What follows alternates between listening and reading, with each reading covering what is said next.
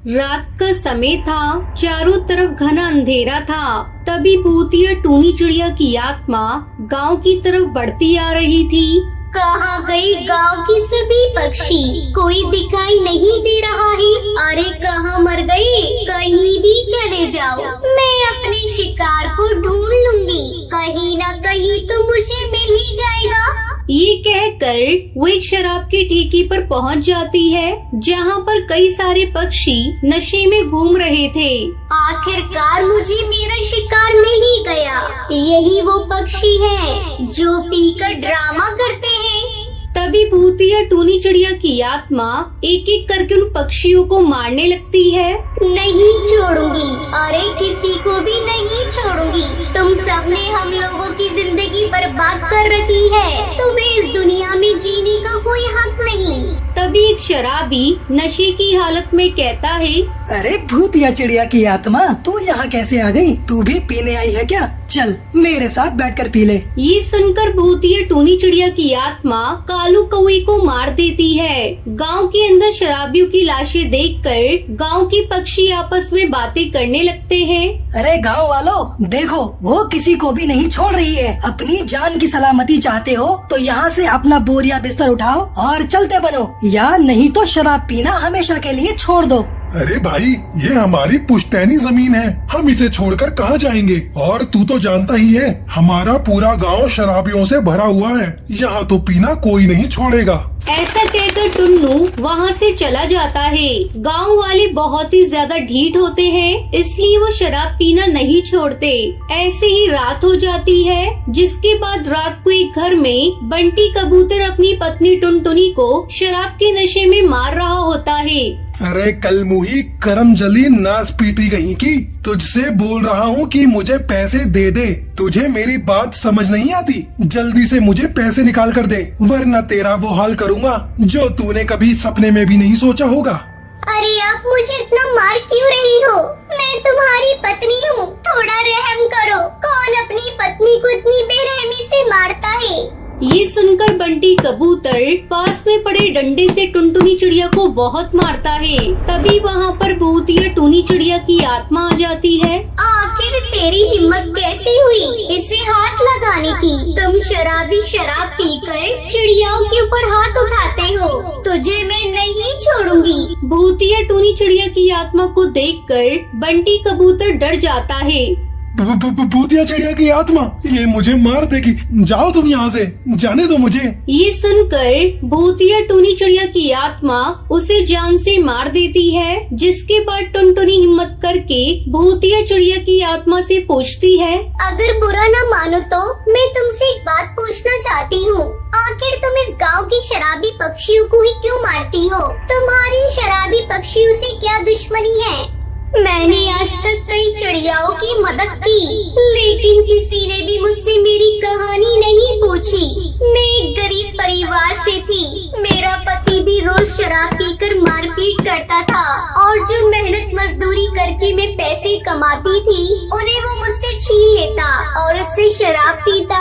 ऐसे ही एक रात उसने मुझसे पैसे मांगे, मगर मैंने उसे मना कर दिया। ये बात उससे बर्दाश्त नहीं हुई। मेरे पति ने मुझे मारना शुरू कर दिया, और जब तक मारते मारते उसने मेरी जान नहीं ले ली, तब तक उसने मुझे नहीं छोड़ा। मुझे मारकर मेरे पति ने मुझे जंगल में दफना दिया, जिसके बाद मैं भूतिया चिड़िया की आत्मा बन गई। इसलिए हर शराबी से मैं अपनी जान का बदला लेने लगी।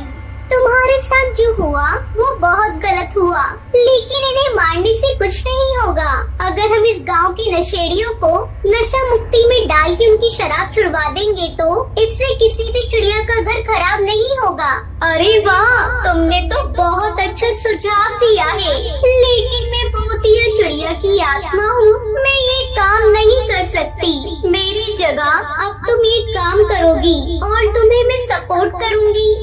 टुनटुनी अगले दिन जाकर पुलिस की मदद से सब पक्षियों को नशा मुक्ति केंद्र में भर्ती करवा देती है, जिससे वो शराब पीना छोड़ देते हैं और अपने परिवार के साथ खुशी खुशी रहते हैं। एक भयानक जंगल में भूतिया चिड़िया की आत्मा रहती थी, जंगल के छोटे मोटे जानवर पकड़कर वो उन्हें खाकर अपना पेट भरती थी।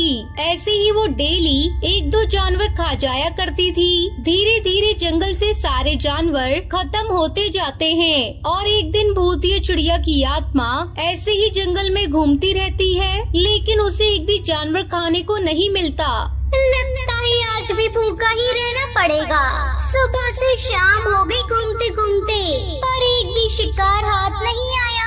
चलते चलते भूतिया चिड़िया की आत्मा जंगल के बाहर चली जाती है तो उसे नदी पार दिखता है कि कुछ बच्चे बॉल से खेल रहे होते हैं। खेलते खेलते बॉल भूतिया चिड़िया की आत्मा के पास आ जाती है। उनमें से गोलू नाम का बच्चा भूतिया चिड़िया की आत्मा के पास आता है। आजा बेटा मेरे पास, ले अपनी बॉल ले। अब मैं तुझे खाकर अपनी भूख मिटाऊंगी। जैसे ही गोलू बॉल लेने के लिए उसके पास जाता है तभी वो उसे उठाकर खा जाती है। ये सब देखकर बच्चे काफी डर जाते हैं और वहाँ से भाग जाते हैं। ऐसे तो कोई बच्चा दोबारा यहाँ खेलने नहीं आएगा और जंगल के जानवर भी खत्म हो गए हैं। अगर ऐसा ही चलता रहा तब तो मैं भूखी ही मर जाऊंगी। बिना खून के मुझे कुछ तो करना पड़ेगा। ये बच्चे पढ़ते तो होंगे ही, क्यों ना मैं एक सुंदर चिड़िया का भेष लेकर इन बच्चों की टीचर बन जाऊं। ऐसे मुझे बहुत सारे बच्चे खाने को मिल जाएंगे।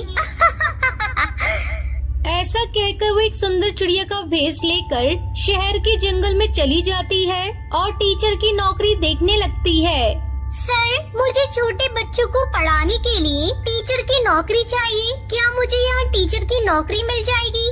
हाँ मैम, हमारे यहाँ छोटी क्लास के बच्चों के लिए एक टीचर चाहिए थी। क्या आप छोटे बच्चों को संभाल सकती हैं? हाँ, क्यों नहीं। मैं एक माँ हूँ और मुझे बच्चों को संभालना और उन्हें पढ़ाना दोनों अच्छे से आता है।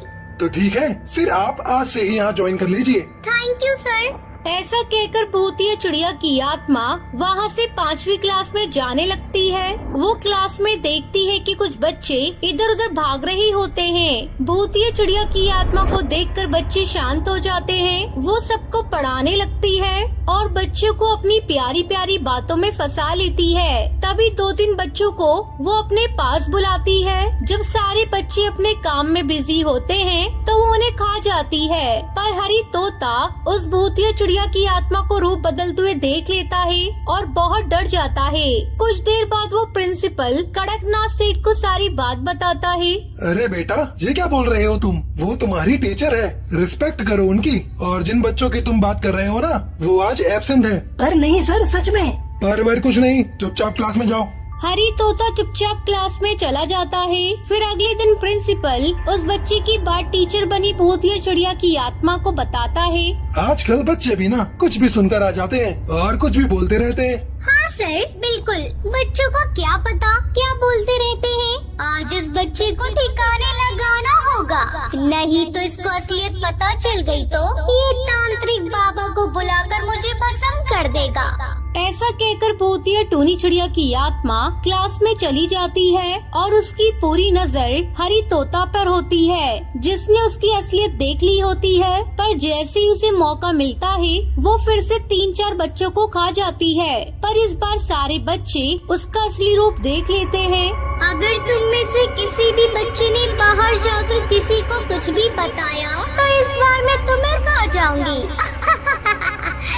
ये सुनकर सब बच्चे डर जाते हैं, लेकिन बंटी कबूतर हिम्मत करके कड़कनाथ सेठ को सब बात बता देता है। फिर कड़कनाथ सेठ उससे पूछता है, हमारे स्कूल के बच्चे कहाँ गायब हो रहे हैं? सच सच बताओ, कौन हो तुम? क्या सर, आप उन बच्चों की बातों में आकर मुझ पर शक कर रहे हैं? कोई बात नहीं, मैं स्कूल ही छोड़कर चली जाऊंगी। ऐसा कहकर भूतिया टूनी चिड़िया की आत्मा स्कूल छोड़ देती है और ऐसे ही कई स्कूल में जाती थी और बच्चों को खा जाती थी। धीरे धीरे ज्यादा बच्चे गायब होने की वजह से पूरे शहर के जंगल में ये बात आग की तरह फैल गई और सारे स्कूल बंद हो गए, जिसकी वजह से उसे खाने के लिए अपना शिकार नहीं मिला। फिर उसी दौरान भूतिया चिड़िया की आत्मा ने एक न्यूज़पेपर में टीचर की नौकरी देखी और वहाँ पहुँच गई। वहाँ के प्रिंसिपल प्रिंसिपल ने उसे पढ़ाने के लिए रख लिया और क्लास में भेज दिया। भूतिया चिड़िया की आत्मा बच्चों की आवाज सुनकर क्लास की तरफ खुशी खुशी जाने लगी। तभी उस कमरे के अंदर जाकर देखा कि एक टेप रिकॉर्डर है जिससे बच्चों की आवाज आ रही थी। ये देखकर उसे बहुत गुस्सा आता है। इन सब ने मुझे धोखा दिया।